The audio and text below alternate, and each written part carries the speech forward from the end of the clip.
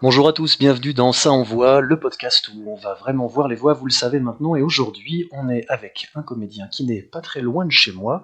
C'est évidemment pas la raison principale pour laquelle on interviewe, c'est plutôt pour sa longévité, pour tout ce qu'il a fait dans le métier. Il va nous parler du travail de comédien, du travail de doublage, des différences entre les deux, de tout ce qu'il a déjà fait, qu'il va encore faire. On est avec Laurent Pasquier. Bonjour Laurent. Bonjour Alexandre, merci de m'avoir invité. Je t'en prie. Alors on rentre tout de suite dans le vif du sujet. Ce qui t'a rendu célèbre auprès du grand public, je te laisse le dévoiler. Le rôle qui t'a Le, amené à nous. le rôle de ma vie, bien évidemment, c'est la voix de Mickey Mouse depuis maintenant 24 ans, je crois.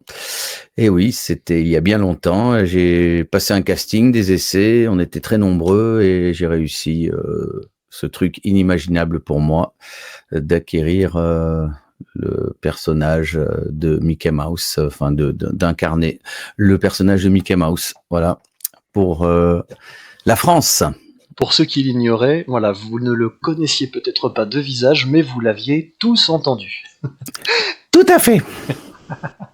Alors Laurent, quand tu dis rôle inimaginable pour moi, c'est à cause de l'éloignement de ta tessiture naturelle, de la difficulté technique du rôle. Qu'est-ce que tu entends par là exactement? C'était l'éloignement géographique déjà et ma tessiture, elle est très ample, donc j'avais pas de problème. Quand j'ai écouté la cassette pour la première fois, ça m'a paru comme une évidence que je pouvais atteindre ces notes-là et du coup ça n'a pas été un problème. Après, la difficulté, c'est de réussir les essais et d'être entendu par les directeurs de casting, enfin pour la directrice artistique, le client Disney, tout ça. Voilà. Donc c'est pour cela que voilà, c'était un long chemin que j'ai réussi à parcourir. Il y avait beaucoup de concurrence sur ce Ah oui, casting. oui, oui, oui, il y avait, oui, il y avait tout Paris apparemment. Moi, je l'ai su qu'après, mais voilà. Il y avait beaucoup de comédiens qui étaient castés. Ouais, Mickey quand même. Voilà. Donc une belle réussite. Oui. Alors, avant d'arriver à ce rôle, évidemment, tu as fait des tas de choses qui concernent l'art dramatique. Est-ce que tu peux nous raconter un peu ton parcours, comment est venue la passion pour le jeu et comment ça s'est passé pour toi? Alors moi, j'ai un parcours atypique. Enfin, comme pas mal de mes collègues, j'ai remarqué aussi. Enfin, il y en a quelques-uns. J'ai commencé par la radio. Je suis un passionné de radio. Enfin, comme il n'y avait pas de théâtre, j'habitais dans les Landes et il n'y avait pas de théâtre à part le théâtre de feu que je salue, mais il n'y avait pas de petite troupe amateur.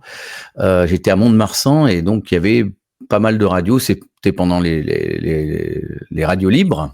Et donc j'ai démarré dans les radios, dans les discothèques, et là je me suis amusé avec ma voix pendant de longues années, jusqu'à être producteur pour les radios Énergie, Fun Radio, Chéri FM, le groupe, voilà, pour Régie Networks, notamment à Lyon. Et puis après, eh bien, j'ai décidé d'enrichir ma palette professionnelle et j'ai commencé à faire du café-théâtre avec notamment Thierry Buenafuente au Nombril du Monde. Le Nombril du Monde qui a d'ailleurs aussi formé Florence Foresti, Cécile Giroux entre autres, voilà, donc les top modèles. Et donc j'étais de la première promo, ils sont arrivés après les filles, hein. Moi j'ai dû partir sur Mickey et j'ai donc arrêté le café-théâtre. Et après j'ai fait beaucoup d'impro puisque l'impro ne nécessite pas de longues répétitions, mais simplement des entraînements et des exercices, ce qui m'a permis de continuer à jouer au théâtre et je fais encore de l'improvisation. Je travaille pour la Ligue d'improvisation lyonnaise notamment et je joue des formes longues, notamment des spectacles qui s'appellent On purge fait d'eau ou des pagnoles ou des spectacles pour enfants ou des matchs d'improvisation. Voilà, donc je suis parti de la radio et je suis ensuite parti dans le théâtre, pas par accident, par volonté, parce que j'avais envie de faire ça depuis longtemps, mais j'avais pas les tenants et les aboutissants. Et à Lyon, je les ai trouvés. Et du coup, j'ai fait beaucoup de théâtre, café-théâtre, quoi, et improvisation depuis 25 ans aussi, 30 ans, je pense. Ça passe. Alors, tu as commencé à l'expliquer avec ce que tu viens de nous dire sur l'impro. Une des grandes différences, c'est qu'il n'y a pas de texte par rapport au théâtre. Aujourd'hui, maintenant que tu as exploré toutes ces différentes facettes, Qu'est-ce que tu réutilises de l'impro dans le travail au micro? Qu'est-ce que tu réutilises du théâtre? Comment tu fais le lien avec La tout ça? spontanéité et la générosité sont les deux mamelles, les deux qualités du comédien voix. Donc, il vaut mieux qu'il y en ait beaucoup que pas assez quand on propose une voix, quand on fait des essais, quand on fait de la publicité, voilà. Donc, moi, je tiens vraiment la première qualité du comédien voix off, c'est pour moi la générosité. Ouais. Parce que le talent, après, c'est du travail. Alors, explorons ça, ça m'intéresse techniquement, et tous les professionnels de la voix qui nous écouteront, je pense que ça les intéressera aussi beaucoup. Quand tu parles de générosité, ça veut dire tu as beaucoup travaillé tes personnages en amont, c'est au moment du micro que tu donnes énormément d'intention qui t'a diminué un peu après pour être sûr de pas louper un truc, qu'est-ce que t'entends par là exactement? En fait, comme je suis formateur également, hein, donc Alexandre en voix off, ce que je dis, c'est de se faire des petites cases dans la tête, écouter le quotidien, écouter comment parle un huissier. Enfin, il faut pas les voir souvent. Hein. Comment parle une marchande de poissons, une maraîchère, un maraîcher, un avocat. Voilà, tout ça, ça fait des petites cases dans ma tête et je sors les petits personnages. Ils sont estampillés Laurent Pasquier, mais avant tout, ce sont des choses que j'ai déjà entendues dans la rue, au quotidien. Et voilà, donc j'ai je pense, une bonne oreille pour reproduire les sons que j'entends. Ça, c'est une deuxième qualité. Alors, tout le monde ne l'a pas. Moi, je m'en rends pas compte parce que depuis que je suis petit, j'imite mes profs. Voilà, enfin, j'ai toujours eu cette facilité à reproduire.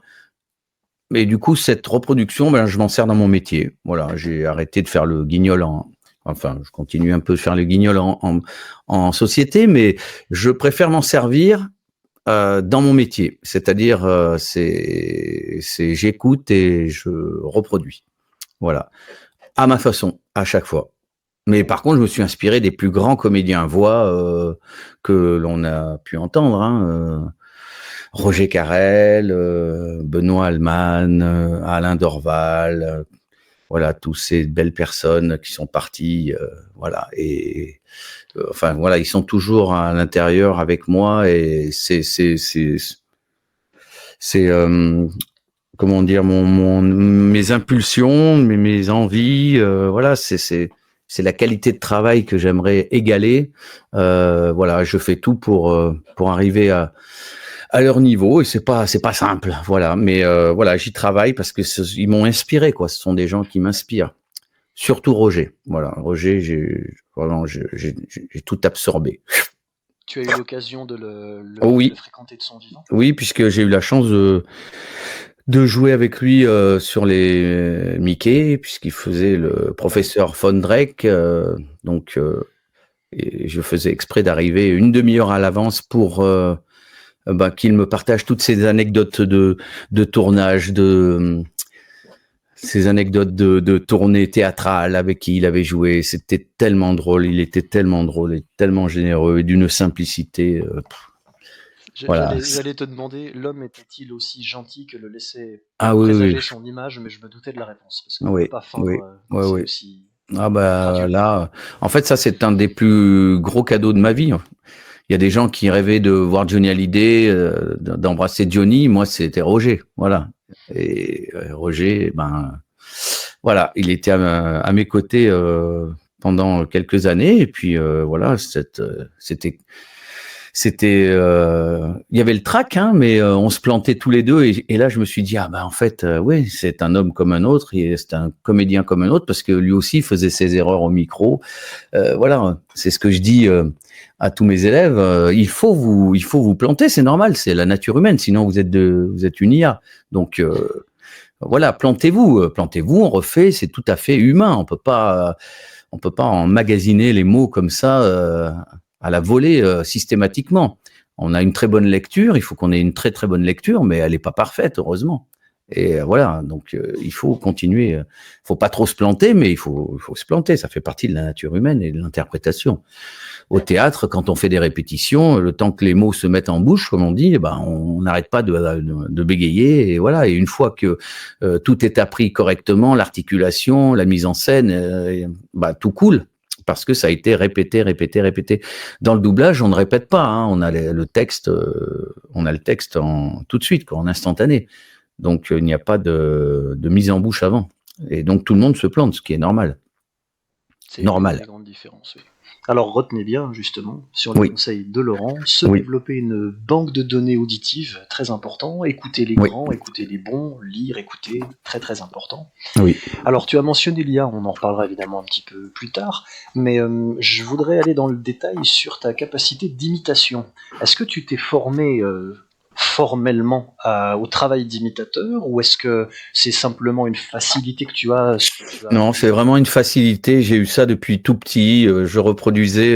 Moi, je voyais Claude François à la télé. Il fallait que je danse comme lui, que je chante comme lui. J'entendais Jean-Pierre Foucault, Louis Boson à la radio. Il fallait que je parle comme eux. En fait, c'est toujours l'envie de jouer, d'être un cow-boy, un indien, d'être Louis Boson, d'être ces grandes personnes des médias.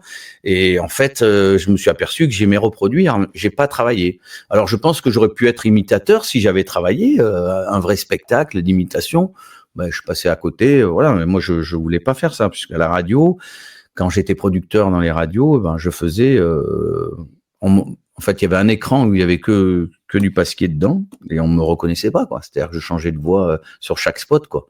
Et je faisais en sorte qu'il y ait un personnage par spot radio. Du coup, bien sûr, au bout d'un certain temps, on dit tiens, ça c'est le même. Mais je faisais tout ça, c'était mon grand jeu, que l'on ne me reconnaisse pas. Et ça, c'est assez rigolo, surtout quand les proches ils ne vous reconnaissent pas. Ah bon, c'était toi? J'ai dit bah oui. Et donc hop, ça marque des points. Et moins on me reconnaît, plus je suis content, moi. Toi aussi, c'est le plus beau compliment qu'on peut nous faire. Voilà, c'est ce que je dis. Si votre famille ne vous reconnaît pas, c'est que vous avez gagné, vous êtes rentré dans un personnage et que vous ne parlez pas, comme dans la vie. Vous interprétez un personnage et ce personnage n'a pas spécialement votre voix. Voilà. Il y a des voix proches, hein, pour les signatures et tout, c'est proche de ma voix, hein, mais voilà. Conseil qu'on donne toujours aux jeunes comédiens et même aux moins jeunes, ne cherchez jamais à faire une voix, cherchez toujours à jouer un personnage. Voilà. Qui doit exister préalablement du coup, sinon tout à fait. Il n'y a rien à quoi donner une voix.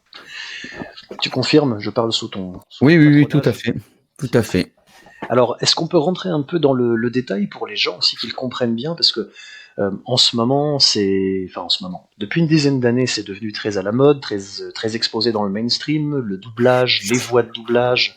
Alors je sais que certains comédiens s'irritent qu'on dise doubleur ou comédien de doublage, ce que je peux comprendre, parce que c'est pas tout à fait la réalité. Oui, je m'irrite pas trop, moi, hein, ça va. Non, je vois bien que tu es d'une bonne proposition. Mais j'avais entendu plusieurs remarques de professionnels disant ça induit les gens en erreur sur le fait que le doublage serait une discipline à part qui pourrait exister en dehors de l'art dramatique, du théâtre, et souvent ils s'inscrivent en faux en disant mais non, c'est une des facettes du métier de comédien. Comment toi tu le vis? Quel est ton avis? C'est qu'une des facettes du métier de comédien. Le métier de base, c'est comédien, et vous pouvez faire des tournages, de l'impro, du doublage, du théâtre, et que de la voix off, mais voilà, au bout d'un moment, c'est un peu frustrant, mais c'est bien la voix off aussi, ça.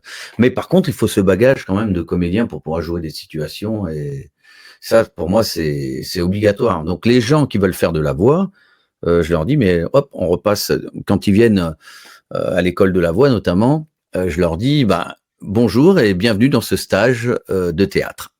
Et là, ils font, ah bon, mais on va faire du théâtre. La voix, elle viendra avec votre jeu. Et ça commence par ça. Et ceux qui n'ont pas les bagages de théâtre, je les envoie rapidement faire de l'impro pour qu'ils puissent vite monter sur un plateau et s'amuser avec les copains sans texte trop difficile. Et voilà, parce que moi, ça m'a aidé à jouer. Ça m'a sorti plein de palettes que j'avais pas. Et voilà. Mais bien sûr, oui, c'est un métier de... l'un ne va pas sans l'autre. pour moi.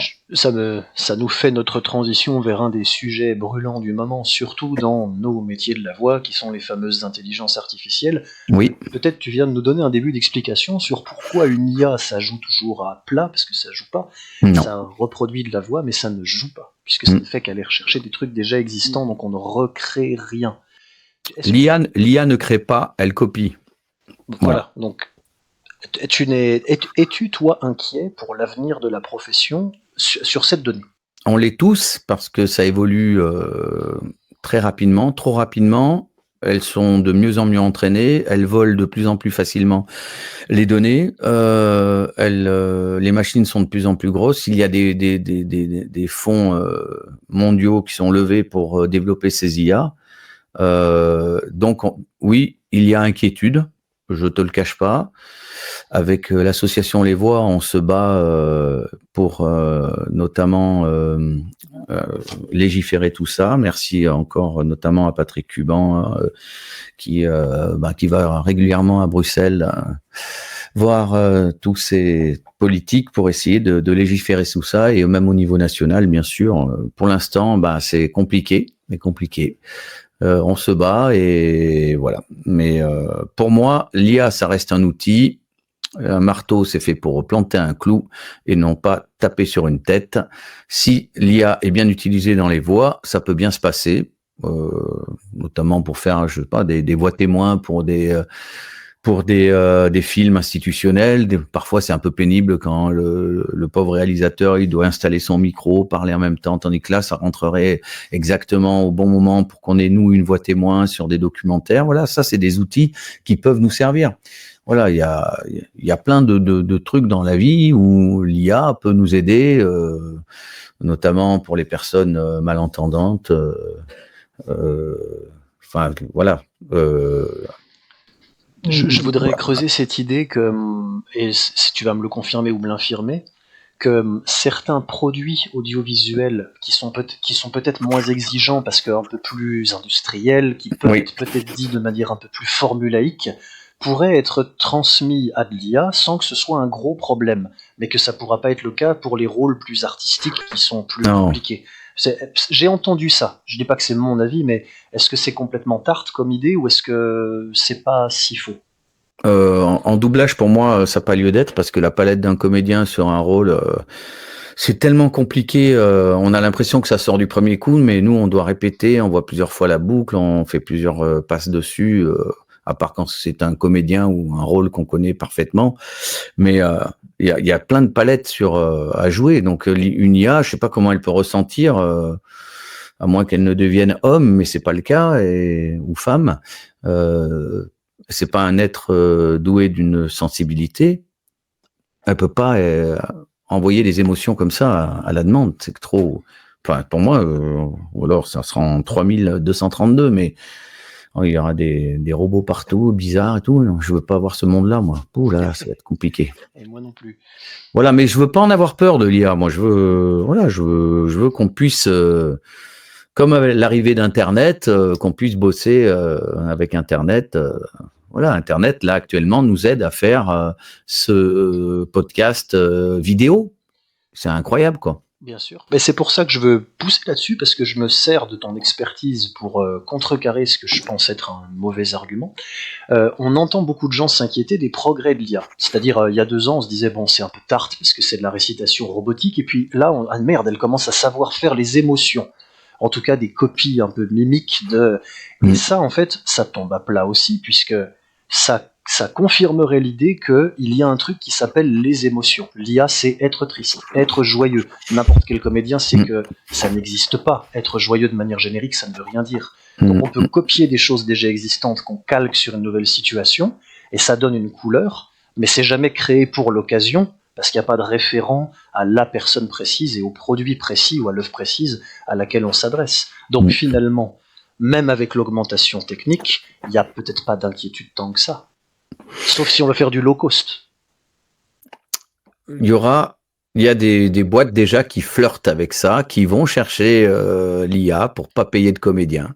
Et moi, ça me fait rire parce que, je veux dire, ils perdent du temps à aller écrire des scripts, des prompts. se faire reprendre les films dans la tronche parce que le client a vu que c'était de l'IA et n'en voulait pas, ou alors le client veut de l'IA mais il veut pas payer trop, mais quand même la boîte il faut qu'elle vive. Et là on rigole, mais l'IA pour le moment c'est gratuit un petit peu on va dire, hein, mais dans 1 an, 2 ans là, il va falloir cracher au bassinet et vous allez voir ça va pas être la même.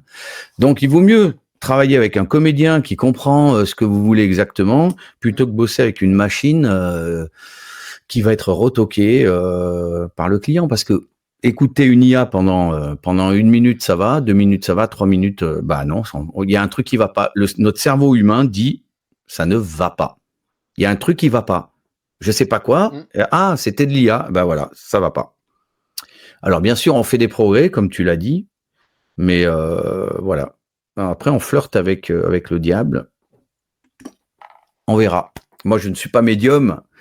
Je suis humain et donc voilà, je dis à mes clients, restez avec les humains parce qu'au moins vous aurez ce que vous voulez exactement, quoi. Exactement, avec une qualité, sans prompter des heures et des heures, des trucs. Il faut qu'à cette phrase, il soit triste et là qu'il envoie ça. Mais t'imagines le nombre de lignes qu'il faut faire pour avoir. Enfin voilà. Moi, c'est mon sentiment, hein, donc j'y crois encore. Hein, je suis très optimiste. Hein. Peut-être trop, hein, peut-être trop. Mais moi, j'ai écouté des trucs à l'IA, c'est pas possible, quoi. Ah non, c'est très mauvais. Enfin, c'est même pas que c'est mauvais, c'est que c'est pas du jeu. Voilà. C'est du son. Mais tu me confirmes, beaucoup de professionnels qui ont pignon sur rue, qui ont fait leur carrière, qui n'ont plus rien à prouver, sont un peu de cet avis, sont pas trop inquiets parce que c'était Astier, je crois, qui avait dit ça ne va prendre que les boulots prenables, donc les boulots mal faits quelque part. Donc quand on est bon, on n'a pas à s'inquiéter, c'est peut-être ça. Puis il y a des mauvaises boîtes, hein, des boîtes qui tirent les prix de tous les côtés, et qui ont des petits clients, bah voilà. Après, ce sont des niches. Enfin, je dis des mauvaises boîtes. Qui suis-je pour juger ça? Mais voilà, c'est des travaux qui seront faits, voilà, simplement, sans grand avis artistique. Et voilà, moi j'ai l'impression que l'e-learning s'en va petit à petit à l'IA. Oui, c'est un exemple. Je le sens, j'ai beaucoup moins de commandes, mais c'est pareil. Allons-y, allez-y, faites de l'IA avec l'e-learning, faites-en, mais plein. Mais vous allez, je pense, revenir très vite vers nous. Parce que les e-learning, où ça envoie du mot compliqué pendant des... Si vous savez pas les vendre, les mots, ça marche pas. Et puis s'il y a plus de scénario, s'il y a pas d'histoire... Qu'est-ce qui marche depuis la nuit des temps? C'est les conteurs d'histoire. S'il n'y a plus d'histoire, vous apprenez rien. Et puis, vous allez faire des gens qui seront devant leurs écrans avec des mots dits par une machine, qui vont devenir aussi abrutis que la machine. Moi, j'ai pas envie de ça. Hein. Enfin, voilà, c'est mon goût. C'est le dialogue de sourds que j'essaye de vaincre parfois entre les artistes, tous anti-IA évidemment, et les pro-IA fans de technologie. C'est que on a beau retourner le problème dans n'importe quel sens, une machine vomit du texte comme un ordinateur éructe du code, et quelqu'un qui ne s'est pas intéressé à ce que c'est que jouer de la comédie ne comprend pas qu'il y a quelque chose à créer à partir des mots pour que ça sorte comme ça sort, et il se dit juste c'est du texte mis en son.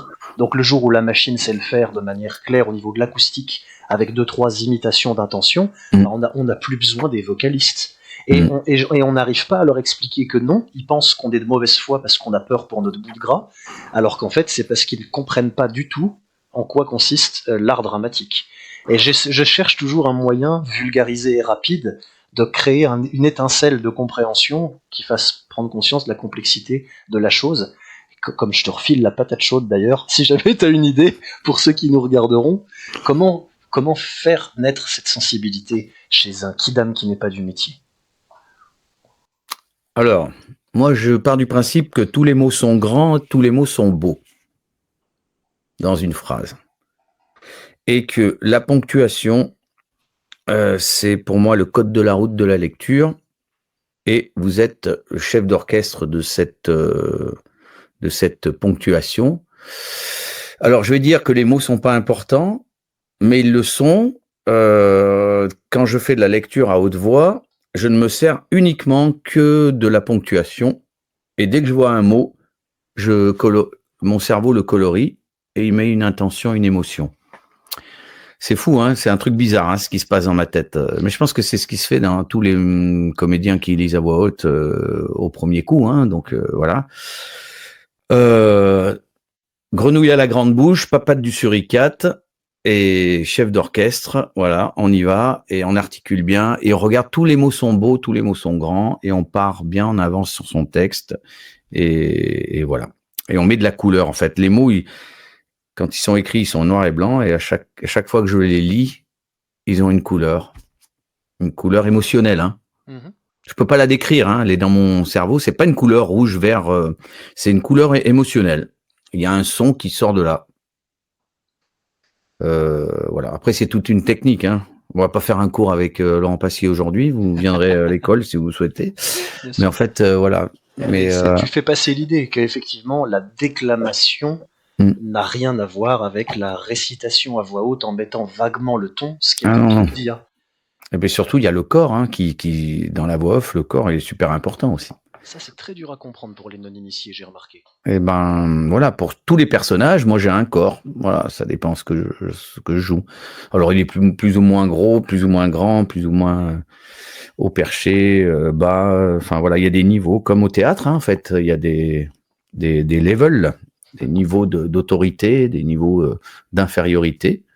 Et ben en voix off, en doublage, c'est pareil. On a le corps qui commande tout ça. S'il n'y avait pas le corps, il n'y aurait pas de voix. Oui. Moi, je suis capable de lire le texte avec. Tu me donnes un texte et je te le lis avec le corps, sans voix.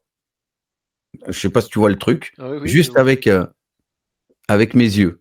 Tu vois, je lis une phrase. Il y a mon chef d'orchestre qui se met en branle. Mon artiste, c'est moi. L'instrument avant est à cordes. Et voilà, avec mon chef d'orchestre, hop, tac, je pilote. Rien qu'avec les yeux aussi. Ouais. Tout ça, c'est tout le corps, quoi. C'est ça l'interprétation. C'est pour ça une IA, elle a pas tout ça, quoi. Elle a juste des 0 et des 1. Oui, c'est vrai. C'était bien de le rappeler. Ça rassurera certainement ceux que ça inquiète. Et puis c'est une piste de réflexion pour les gens qui disent oui, bon, la technologie fera sa loi en avançant. Pas nécessairement. On va conclure ce sujet sur l'IA là-dessus, sur ce petit point. Les plus optimistes d'entre nous, dont je pense faire partie, se disent justement que c'est l'ère de l'humain qui s'ouvre parce que le contraste se verra vite entre les voix humaines et les voix de synthèse. Et tu avais l'air de le signifier tout à l'heure, les gens reviendront vite aux voix humaines parce qu'ils se rendront compte de la différence. Ah oui, enfin, je l'espère, hein, je l'espère. Pour tous ceux qui arrivent derrière nous, là, voilà, pour les jeunes, je l'espère, quoi. Je l'espère. Enfin, moi, c'est un peu tout ça est derrière moi, mais je suis encore là, je vous le dis. Je suis toujours là, jusqu'au bout. Alors merci, parce que là on a vu la corporalité. Que Eh oui, tout de tu n'as suite. pas le même visage, tu n'as pas la même posture, sinon Eh la oui. voix ne sortirait pas comme elle est sortie. Voilà. Et j'aurais fait exactement la même chose au théâtre, la même corporalité. Bon, là, je suis assis, mais voilà. Mais après, si c'était une personne âgée assise, voilà.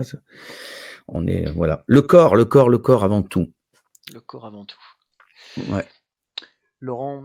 C'est pour ça que je l'entretiens, hein. Ah oui, Ah oui, dès demain matin, footing, on y va. Tennis de table, vélo, oui. Oui. Vous croyez quoi que c'est facile? Il faut entretenir. Bah, quand vous avez une trompette et une contrebasse, bah, vous vous en occupez. Ah bah c'est pareil. Moi j'ai pas ça. J'ai pas de guitare à entretenir. Là l'instrument faut l'entretenir. Hein. C'est pas évident. Hein. Est-ce que tu as une hygiène de vie très stricte au niveau de l'hydratation, de ce que tu Oui, manges bah tu vois, je suis tout le temps en train de picoler de l'eau. La semaine, le week-end c'est du Beaujolais, hein, bien sûr. Donc, voilà, là il y a de l'eau, bah, c'est au moins 2-3 litres d'eau par jour. Ah oui, c'est super important. Hein. Il faut lubrifier tout ça, quoi. Faut pas que ça couine. Vu ta carrière, Ouais. voilà, on sait que tu as pris soin de l'instrument. Tout à fait. Je ne dis que ça en fait. Est-ce que tu as des projets en cours dont tu voudrais nous parler, des choses importantes pour toi en ce moment, artistiquement, auxquelles tu participes, ou autres artistiquement d'ailleurs? Plein de choses. Là, j'ai eu pas mal de petites pubs qui passent, mais voilà, là, je suis fier là parce que on m'a dit que c'était pas mal. On a attaqué les Transformers. Donc, je ne sais pas encore à quoi ça va ressembler. Je suis curieux. En tout cas, on a posé des voix, on a vu quelques images, mais c'est voilà. Donc, je fais voilà un Transformers le plus connu là. J'ai oublié son nom, c'est horrible. Optimus Prime. Voilà, c'est ça. Le chef. Tout à fait. Et Donc, tu passes derrière Orson Welles, même si ça remonte à il y a longtemps. Si je sais pas, je ne connais pas trop l'histoire des Transformers. Il faut vraiment que je bosse mon dossier. Là, tu me prends à froid. Donc, en tout cas, j'en ai fait 3 épisodes là l'autre jour. On y retourne. Voilà. Donc, je sais pas où ça va être diffusé. Je sais pas encore. Voilà, c'est un peu un scoop. Vous dites rien, on sait pas. Voilà, je sais pas. Voilà. Oui, c'est un truc qu'il faut préciser souvent dans le travail à la barre. Les comédiens le disent souvent, on se souvient plus de ce qu'on a fait au bout de plusieurs années parce que on fait ça très dans l'instant. Ah voilà, c'est terrible. Instantanéité, générosité, au revoir et merci et puis voilà quoi. Mais alors moi, tous les mangas que j'ai fait, je me rappelle pas de la moitié. C'est terrible. Donc vous avez un truc qui s'appelle Wikidom, je sais pas quoi là. Oui. C'est ça? Un truc du style, oui. Voilà, et qui recense mes trucs, voilà. Ouais. Non, voilà, on a eu pas mal de séries de Mickey qui sont reparties là, les 3 en même temps. Donc il y avait beaucoup de travail, c'est pour ça que cette interview a mis du temps à se mettre en place. Puis là, ça se calme un peu, hein, les ponts de mai, de juin, voilà. Donc oui, j'ai vu une belle année avec des histoires pour enfants. Voilà, j'adore ça, c'est super. Oui, on te trouve aussi dans des narrations, dans des travaux plus longs. Oui, après il y a des voice-overs plus ou moins intéressants sur Netflix et tout ça. Voilà, j'ai plein de trucs, mais je me rappelle plus à chaque fois. Il faut que je prenne mon CV ou mon site internet. Oui, c'est compliqué. On renverra bien sûr, on mettra le lien vers ton site. Oui, vous viendrez voir mon site, ça fera des vues. Et puis pour les gens qui veulent te faire travailler en tant que formateur ou en tant que comédien sur la région de Lyon. Tout à fait. Enfin, Lyon et Paris, hein, parce que moi je suis toutes les semaines à Paris, hein, bien évidemment. Tu fais les 2 sites. Ah oui, bien sûr. Voilà, ouais, pour le doublage, on est obligé d'aller à Paris. Évidemment. Et est-ce que tu organises, ça je ne le sais pas, est-ce que tu organises des sessions collectives dans tes formations avec des dates bien précises où les gens doivent réserver peut-être à l'avance? Il m'est arrivé de faire avec un collectif qui s'appelle Sherpa des masterclass sur la voix pour les entreprises où j'explique l'importance de la voix dans la communication des e-learning, des films instit, comment poser sa voix, comment démarrer pour pas faire n'importe quoi du premier coup, avoir les conseils de base quoi. Donc j'ai fait quelques masterclass, voilà, et puis après je peux aller en entreprise pour les aider à faire du podcast, pour les aider à faire de l'e-learning avec un auteur, avec Luc Chambon, Nicolas Lozancic, voilà, c'est mon équipe. On bosse aussi. Voilà, on est là pour les entreprises s'il y a besoin. On a fait le Learning Show pendant 2 ans, notamment à Rennes. Oui, ça me dit quelque chose. Voilà, donc où les gens nous connaissent un peu. En fait, c'est un métier passion, donc quand il s'agit de le raconter et d'en parler, c'est super, quoi. J'adore, moi. Voilà. Oui. Et puis j'ai vraiment un parcours atypique, quoi. C'est vraiment, en fait, je dis, il n'y a pas de talent, il y a du travail, c'est du travail. Moi, je voulais je voulais que ma voix passe dans des postes de radio. J'y suis arrivé, j'ai mis 50 ans de ma vie là-dedans et j'y suis arrivé parce qu'en fait, c'est le travail qui fait qu'au bout d'un moment, on y arrive. C'est-à-dire que si tu viens faire si tu viens faire un coaching vocal en doublage ou en voix off et que tu sors du coaching et tu ne travailles pas derrière, tu n'iras pas bien loin. Si tu es passionné, moi j'ai plein d'élèves qui étaient moyens en cours, mais ils ont tellement travaillé derrière qu'ils y sont arrivés. C'est un métier passion. Donc un métier passion, bah c'est comme voilà, au début on a la guitare, on sait pas faire les barrés et on a mal pour ces barrés, et puis au bout d'un moment on fait des barrés parce qu'on a travaillé. Et moi j'ai pas travaillé les barrés et Je joue pas de la guitare sur la plage avec des filles. Je suis désolé. J'ai échoué. Donc, voilà. On me connaît que avec cette voix. Bonsoir. J'existe qu'avec ça. Voilà, moi, j'ai pas les barrés du guitariste à mon grand désarroi. Parce que j'ai pas travaillé, c'est de ma faute. Voilà. Donc, je leur dis, quand vous sortez du coaching, vite, tous les jours, vous remettez votre travail. Voilà, vous remettez au travail. Au-delà de la plaisanterie, merci de le rappeler, c'est un métier, ça demande du travail, c'est pas une question d'avoir une jolie voix, ça se bosse beaucoup, comme un instrument de musique. C'est un instrument de musique, tout à fait. Ça, on l'a pas trop abordé, mais on fait vraiment de la mélodie avec la voix. On fait de la mélodie. Ce sont des symphonies, des rocks, des valses, des passos. Voilà. Sauf que c'est avec des mots et du texte. Voilà. C'est pas des notes de musique. Mais moi, j'aborde un texte comme une partition de musique. Voilà. On peut prendre quelques minutes pour creuser ça si tu le souhaites. Oui, bah oui. J'y tiens. Ouais, c'est important. En fait. Parce que chaque catégorie de texte a son univers et il faut rentrer à l'intérieur de cet univers et à nous de le faire vivre. Donc voilà, comme une partition, bah ça va être une symphonie, ça ne se joue pas comme une valse, quoi. Voilà, et ben un texte d'e-learning, ça ne se joue pas comme un film institutionnel ou une pub ou voilà. Donc tous les textes sont différents, ils ont chacun leur univers et nous on est l'instrument de cet univers, on va essayer de le faire vivre. Et pour cela, bah, il faut respecter certains codes et proposer des choses qui vont dire ah ouais.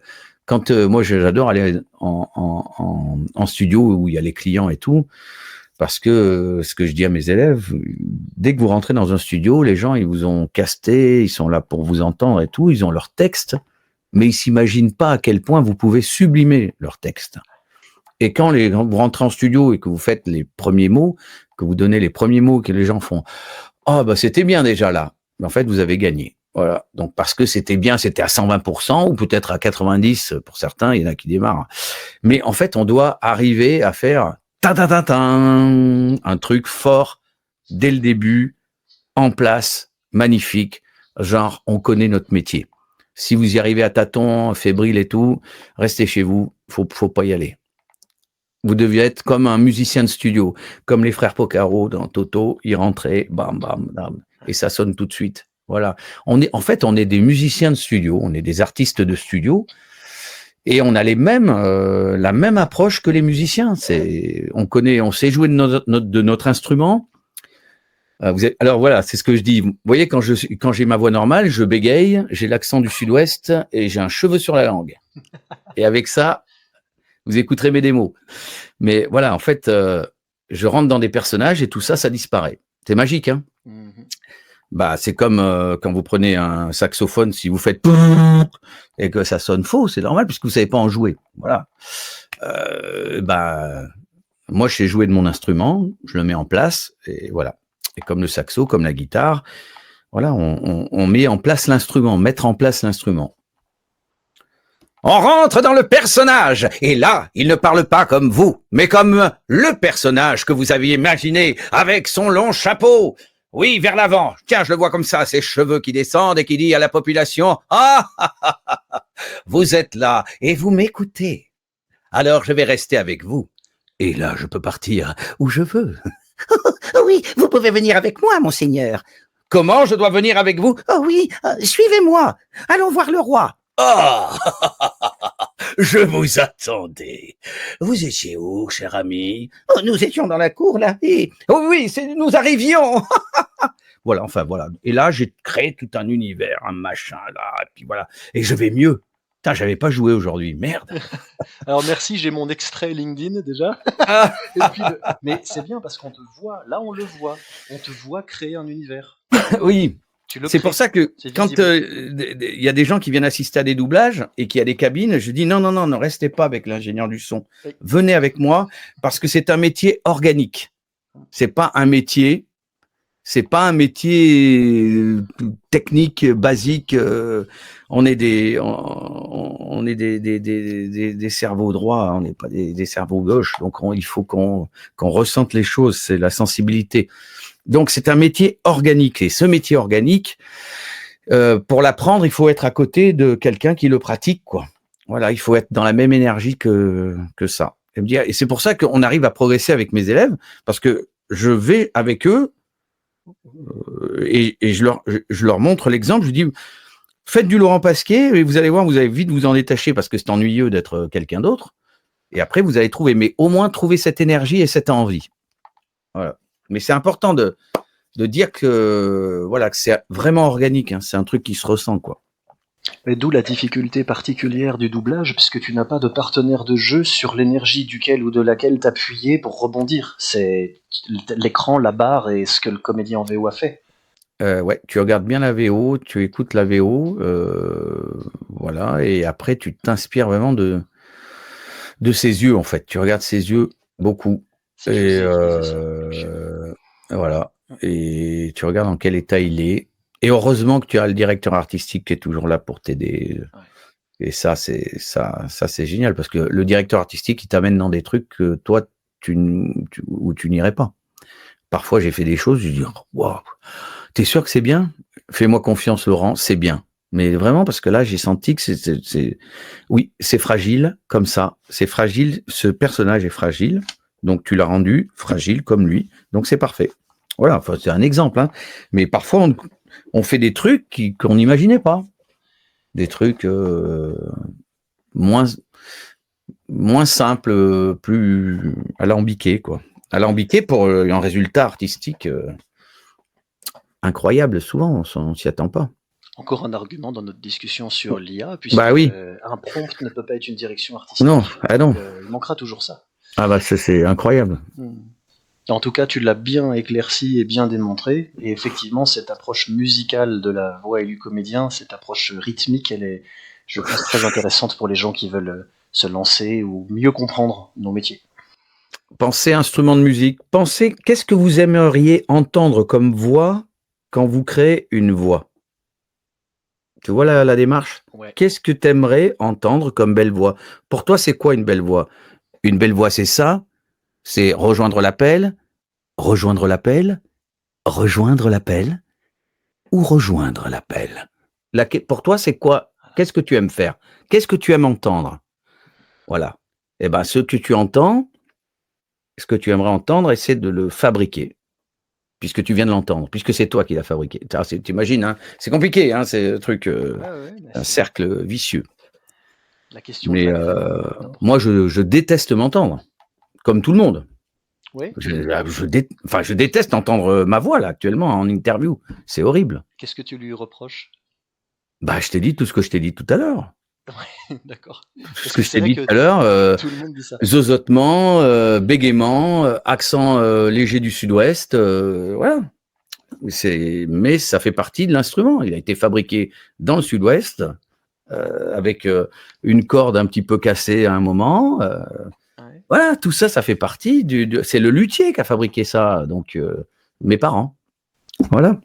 Et tu me fais penser justement, encore une fois, pour des buts de vulgarisation, pour expliquer aux gens qui ne sont pas du métier, compte tenu de ce que tu viens de dire, la voix c'est unique, elle a ses qualités, ses défauts, on est très sévère juge de nous-mêmes en général, mais c'est unique. Le directeur de casting, est-ce qu'il caste beaucoup ou pas du tout, ou complètement à la voix, ou pas? C'est raccord avec le comédien. Non, il ne caste pas qu'à la voix, il caste à l'entièreté du comédien qu'il croit être bon pour le rôle, parce qu'il a l'âge, parce qu'il a la maturité, parce qu'il a l'énergie, et en dernier, parce qu'il a quand même un peu la voix du mec, et là, c'est pas mal.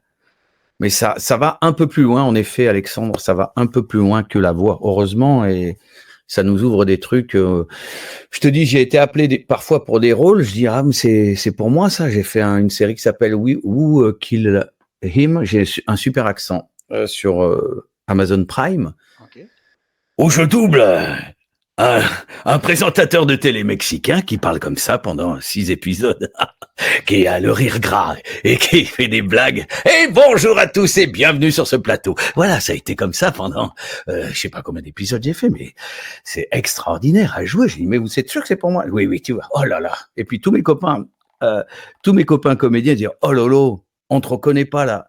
J'ai dit, ah ouais? Ah, c'est incroyable. J'ai dit, parce qu'ils m'ont fait tellement bien rentrer dedans que je l'ai fait, quoi. Ouais. Et donc, merci à Émilie Charbonnier, notamment, de m'avoir fait rentrer dans ce rôle-là, parce que là, elle m'a offert un cadeau exceptionnel. Voilà, je me suis régalé pendant plusieurs épisodes. Voilà, si vous voulez voir la série. Un présentateur mexicain qui est mort, assassiné par on ne sait pas qui, et voilà. Et on essaie de comprendre au fil des épisodes qui aurait pu bien le tuer. Et je crois qu'on n'a pas la réponse. Voilà. Suspense. Who killed him? Who killed him? Okay. Voilà. Ouais, toi, tu le fais vachement bien, Alexandre. Ah, t'as vu ça? Ouais, mais oui, tu sais, les enfants de 65, on n'avait pas l'éducation à l'anglaise comme vous. Hein. Vous êtes les jeunes, vous parlez bien. Nous, on était vraiment des fous. Imagine, ma prof d'anglais, elle avait l'accent landais. C'est compliqué, quoi. Est-ce que tu arrives à nous faire ça, de l'anglais avec l'accent landais? Oh, yes. Everybody, hello. Hein?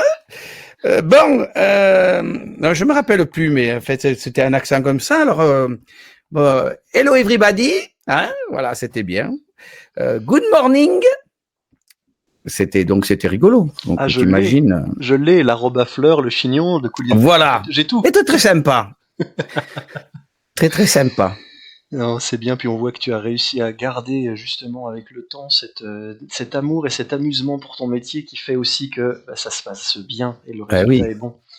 Donc c'est très sympathique. Un petit mot de la fin avant de te libérer, en te remerciant pour ton temps, que je sais précieux et compté. Oui. Peut-être des remerciements à passer, des conseils à donner, des choses à résumer. Je te laisse conclure.